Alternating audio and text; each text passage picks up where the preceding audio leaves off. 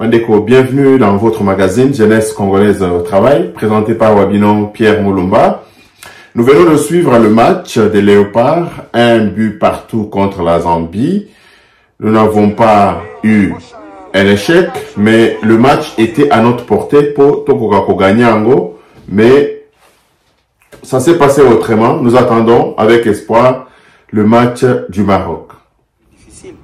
On a vu à un moment donné que Bakambu était déjà fatigué, Wissa a été fatigué, Bongo a été fatigué, alors que sur le banc, il y a des pièces de rééchange très valables qu'on pouvait faire monter un peu plus tôt et peut-être arracher la victoire.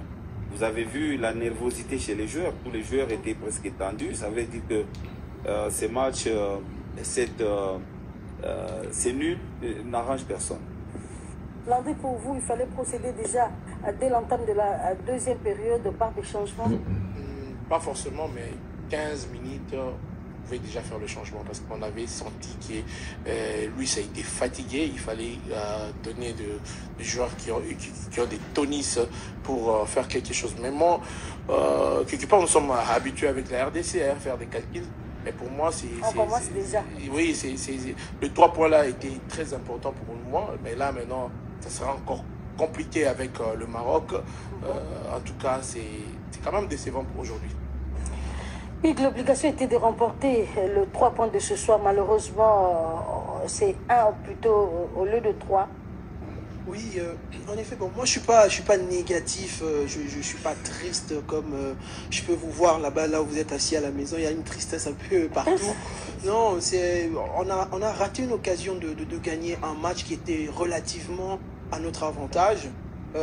Comme l'a dit tout à l'heure Labbé et Landry, c'est on a pêché au niveau de la lecture des dernières minutes parce que les joueurs étaient fatigués, mais même jusqu'à la fin du match, on constatait qu'on avait toujours la main, on avait toujours le ballon, mais il n'y avait plus assez de jus que pour aller chercher ce deuxième goal pour nous sécuriser. Après, on a le match contre le Maroc, un match n'est pas un autre, on est dans une poule où quand même nos adversaires sont prenables. Moi, je reste positif. Bon, on avait dit 4-1, mais malheureusement, tous les 4 buts sont passés au-dessus du poteau. Donc, je pense que la prochaine fois, on va faire mieux. Mais je reste complètement positif. Cette équipe nous a montré vraiment des très bons moments, de très belles actions. Surtout une cohésion et une envie de jouer ensemble. C'est ce que je retiens. Et c'est bien pour la suite. La prochaine rencontre, c'est dimanche hein, contre le Maroc. Ça ne sera pas facile. Hein. Pas du tout. Pas du tout. Parce que l'équipe marocaine... on les sait tous bien, hein. Ils sont des joueurs aussi très expérimentés, mais là, je demanderai à l'entraîneur de faire vraiment sa lecture très bien, essayer un peu d'avoir des discours qui vont apporter quelque chose, parce qu'on joue pour gagner. Par exemple, aujourd'hui, à un moment donné, je me suis dit, l'entraîneur, c'est comme s'il était perdu, il ne savait pas quoi faire. Or, il y avait des joueurs valables, je l'ai dit tantôt, il y avait des joueurs dans son banc, il y avait des joueurs très valables et qui pouvaient bien apporter quelque chose d'important à l'équipe. Malheureusement, moi, je suis pas d'accord à changer complètement les joueurs parce que des fois, ça casse la dynamique d'un match. L'argument est valable parce qu'on a senti qu'il y avait des joueurs qui étaient fatigués. Ça s'est voyé. La fatigue, c'est quand senti. Quand vous regardez la sélection telle qu'il a sélectionné ces joueurs, en fait, les mêmes styles de jeu. Quand tu prends Bakambu, c'est exactement le même style de jeu que Fiston Mayele. Quand tu prends Wissa, Katomba, Meshak, c'est presque le même style. Il pouvait bien changer. Les changements, pour moi, apporteraient, ça pouvait garder d'abord une certaine stabilité dans le rythme et faire monter l'équipe en puissance. Pourquoi regarder, par exemple, Banza, c'est pas un attaquant c'est un attaquant de surface. Un peu qui joue mieux, bien statique, peut-être dos au but, un attaquant de fixation comme on l'a dit. Mais on peut faire monter par exemple Mayele, il a fait quand même... Oui, mais on est juste un peu déçu parce qu'on a perdu, mais au final cette équipe a montré vraiment... Non, mon frère, on doit être réaliste. Oui. On doit être réaliste. Oui. Aujourd'hui, certes on a bien joué, mais on a manqué des occasions où l'entraîneur pouvait faire quelque chose, on allait gagner. Donc à un moment donné, il faut qu'on se les dise. Si ça marche bien, on doit applaudir. Mais là, il faut lui dire qu'il y avait des joueurs où il devait rentrer avant, mais l'entraîneur a préféré... on va améliorer ça pour le prochain match. On espère bien, on espère bien. Son problème, c'est que au prochain match, il va peut-être changer toute la ligne d'attaque. Vous avez vu le match contre les Soudan, vous voyez? Et on a perdu ces matchs-là. C'est pas dans une compétition comme ça qu'on va tester les joueurs. On fait la belle télé, c'est le temps. On va aller de l'autre côté. Retrouver Aris Mavoula. Aris, avec nos annonceurs, quelques minutes, et puis on va revenir pour la suite. Mais les lotoyers, les sous-sous-kolobé la makam oyo, établi la élection, établi la prise de position de certains politiciens. Et surtout, nous voulons ici aussi souligner la victoire de nos phares d'essai contre les ennemis de notre pays. Parce que Penza Bilo, on a drone. Alors, des camps, des rebelles ont été bombardés. Et ça va continuer. Ça va continuer. Force Yassadek et Yé, non pas pour assister passivement à ce qui se passe à l'est du pays, mais ils sont venus comme des forces offensives pour pouvoir débouter de toutes nos zones, de toutes ces infiltrés venus du Rwanda. Alors, Bandeko, par rapport aux élections, comme je vous ai dit, Bouti comment on a que ça tire dans tous les sens. Naïbité. Est-ce que sur les 100 000 candidatures à toutes les élections confondues, Kadima devrait publier les 100 000 élus? Si Kadima avait publié tout ce monde-là élu, je pense peut-être que le polémique serait ailleurs, orienté autrement aujourd'hui. Qu'est-ce qu'on va faire des 100 000 élus? Parce que les gens semblent oublier qu'une élection, même la Bible le dit, il y a toujours beaucoup d'appelés. Mais élu bazalaka mouké. Bengami bazalaka ebele. Mais ponami bazalaka mouké. Donc, pour dire que, parce qu'on veut parler de démocratie, nous savons toujours qu'il y a un gagnant et un perdant. Dans une élection, il y a toujours un gagnant et un perdant. Surtout quand on considère que le poste du président de la République est un seul poste sous les 26 candidats. Et surtout quand on considère que sur les 500 députés qui doivent constituer le Parlement, alors qu'il y avait plus de 30 000 candidatures, je ne sais pas si Kadima devrait valider tout ce monde-là.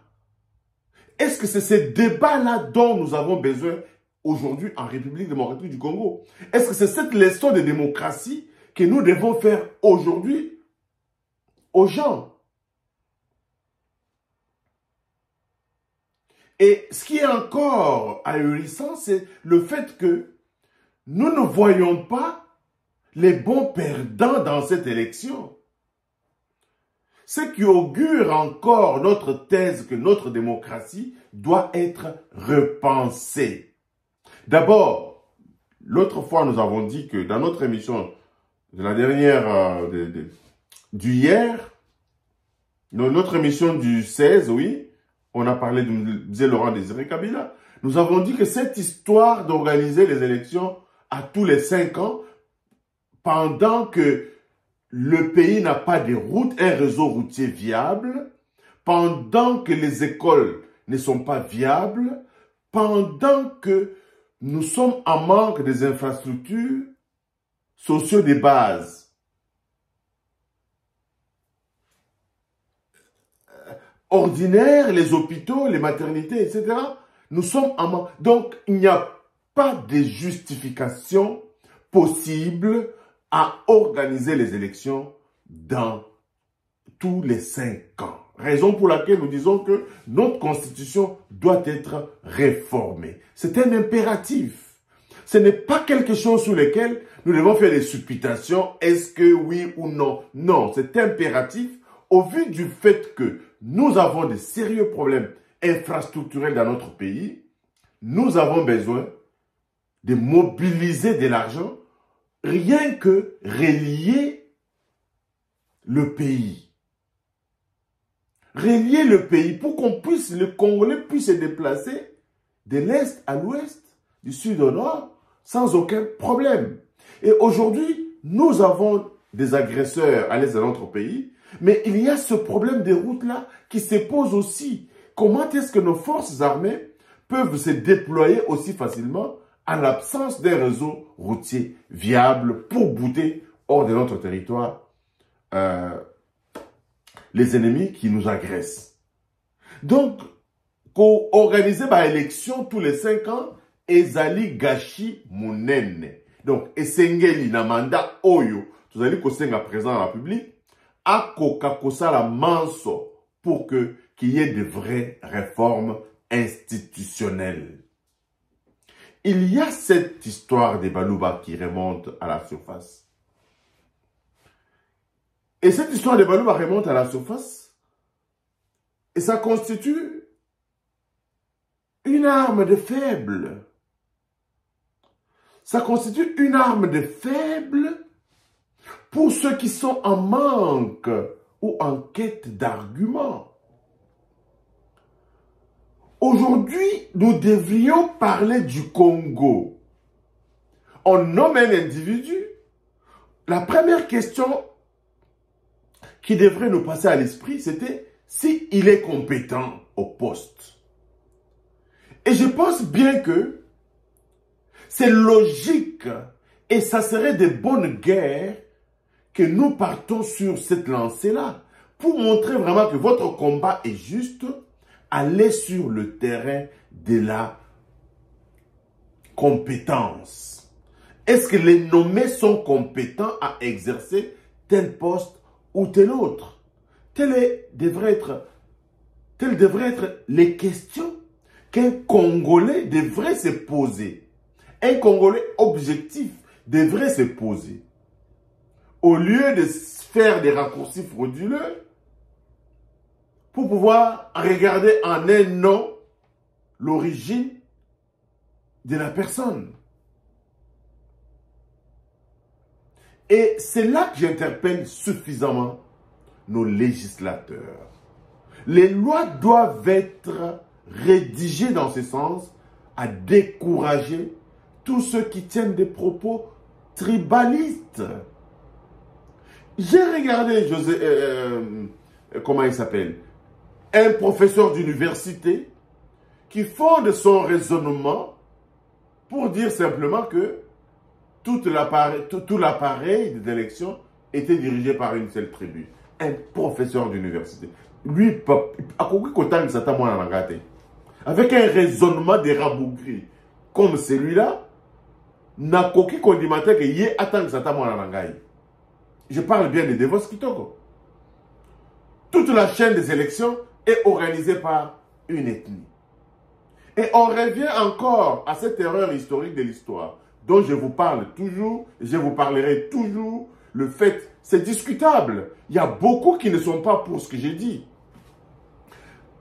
Mkatumbi, candidat, non. Beaucoup disent non, ça nous a permis de le connaître, tout ça là. Nous devons nous assumer en tant que peuple. Nous devons nous assumer en tant que nation.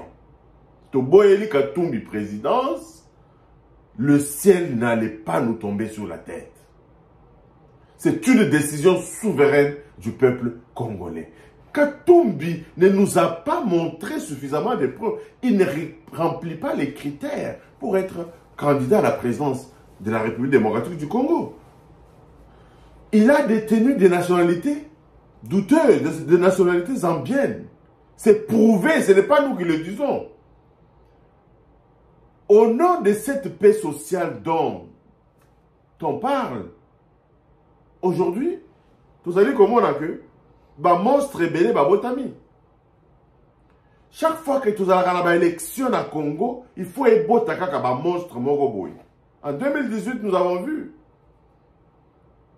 Oli Kambouni était ici la raté. Les lots et bandits les sous. parce que Katumbi, mauvais perdant, il ne veut pas reconnaître la victoire du président Félix Antoine Tshisekedi.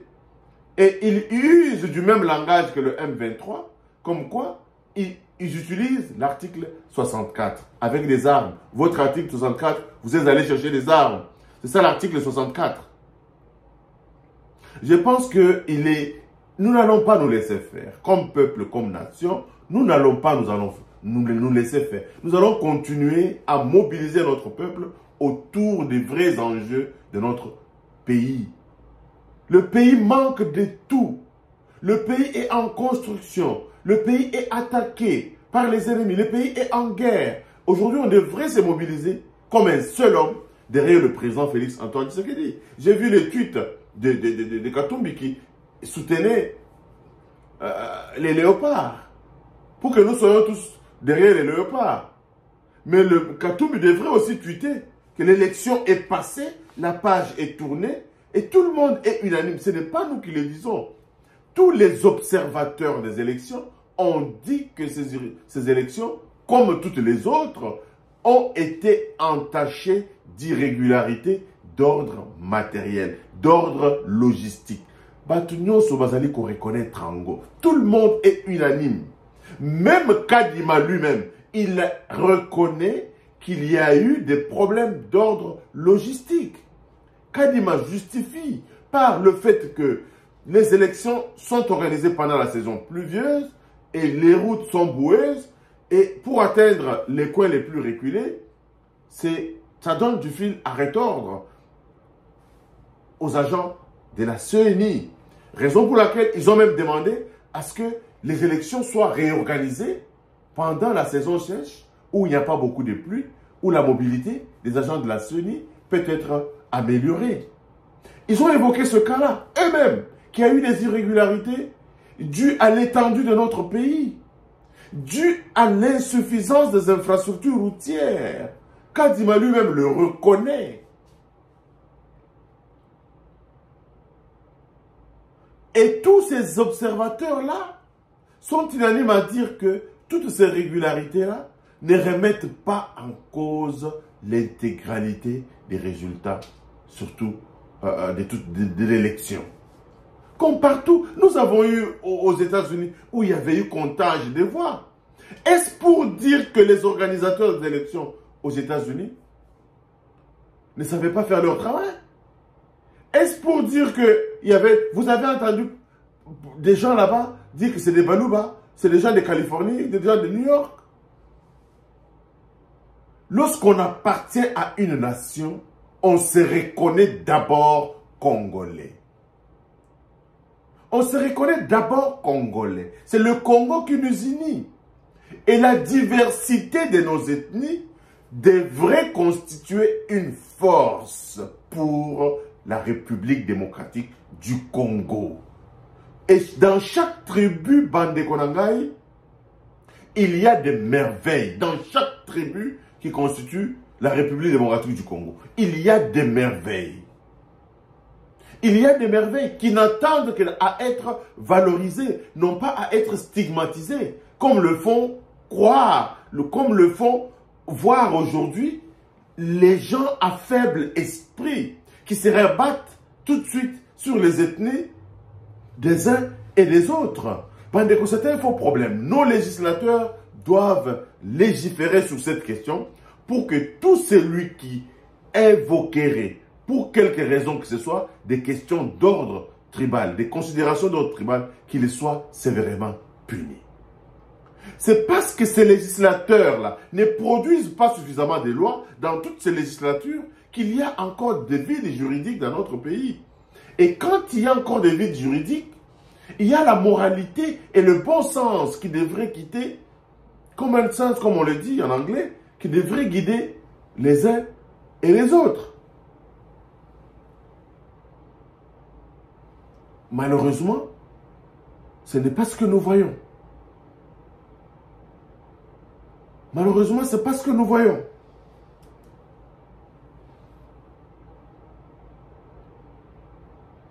Je déplore vraiment, Bandeko, cet état de fait, Je déplore que aujourd'hui, nous allons encore tirer en longueur sur ces questions de vérité des urnes.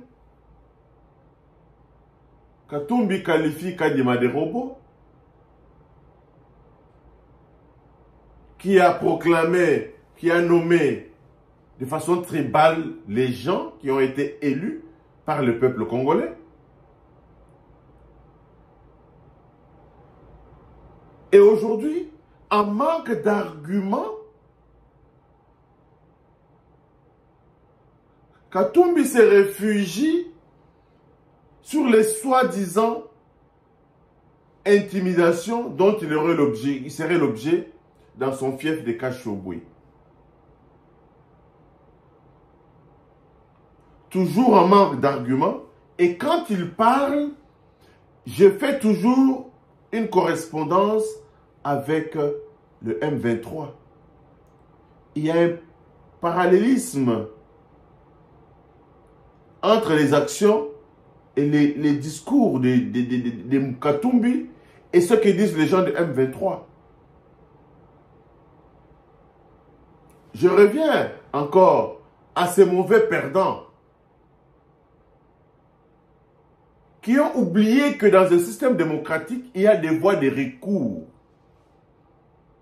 Il y a des voies de recours. Si vous estimez que vous avez perdu l'élection, pour une raison ou pour une autre, mais introduisez votre recours. Introduisez votre recours et la question sera examinée par la Cour. Peut-être qu'on pourra vous donner raison, parce que nous avons vu cet ancien ministre des Transports qui était cité parmi les 82, qui a introduit son recours à la CENI, parce qu'il se sentait innocent, il avait ses preuves, il les a amenés à la CENI l'a réhabilité. Alors, si vous êtes à l'extérieur en train de raconter des bobards, qu'il y a eu des nominations, c'est pas juste, mais apportez vos preuves à la CENI ou mettez-les sur la place publique. Comme ça, on va voir. Nous n'avons pas une courte mémoire de voir qu'en 2018, on nous a parlé de vérité des urnes sans jamais nous montrer des preuves. Donc, encore une fois, Bandeko, Nalingi, Nassi sa émission à Lelo, pour vous dire que tous ceux qui crient aux voleurs, tous ceux qui crient, apportez des preuves pour Tokokakota. Et aussi, Kadima ne pouvait pas publier comme élu tous les 100 000 candidats. Sonimo Kobo et moi, j'habite dans une ville à moins de 100 000 habitants. Quand je regarde ma ville, je me dis, mais et si tous les habitants de cette ville pouvaient postuler à devenir candidat à un poste électif dans cette ville, qui organiserait les élections? Parce que nous sommes à presque 100 000. Quelle serait cette équipe qui va être chargée d'organiser les élections? Parce que nous sommes déjà à 100 000. Quelle honte! C'est vrai que notre pays a des dimensions continentales, mais cette soif d'entrer toujours dans la politique démontre l'absence des alternatives dans notre cher et beau pays. Nous devons travailler fort. Nous devons travailler fort. Il n'y a pas que la politique où on peut exercer sa citoyenneté. Il n'y a pas que dans la politique où on peut exercer son patriotisme. Il y a beaucoup de secteurs dans lesquels on peut évoluer et démontrer son patriotisme. C'est pourquoi nous avons bien conseillé Katumbi de rester avec les Mazembe. Il n'a aucun problème là-bas avec les Mazembe. Il est dans le business, il n'a aucun problème. Il excelle dans ses business, il n'a aucun problème. Comme commerçant, nous le félicitons de s'être enrichi. Même quand bien même on raconte ces voies d'enrichissement comme des voies tortueuses, mais nous lui concédons. Mais ce n'est pas seulement que la politique qui peut faire en sorte qu'on puisse servir sa nation. Encore une fois, Bandeko, merci de nous avoir suivis. Tokutane Balasima. Bye bye. N'oubliez pas de vous abonner. Abonnez-vous massivement. Abonnez-vous massivement. Aimons le Congo. Aimons les ethnies du Congo. Les ethnies du Congo sont la force du Congo. Le Congo sans une ethnie n'est pas le Congo. Le Congo sans une seule tribu n'est pas le Congo. Donc, quand on aime le Congo, on aime toutes les tribus du Congo. Évitons ces discours de distraction, ces discours de haine, ce discours de caniveau, ce discours qui vraiment ne valorise vraiment pas la valeur et la dignité de l'homme. Merci et à la prochaine. Bye bye.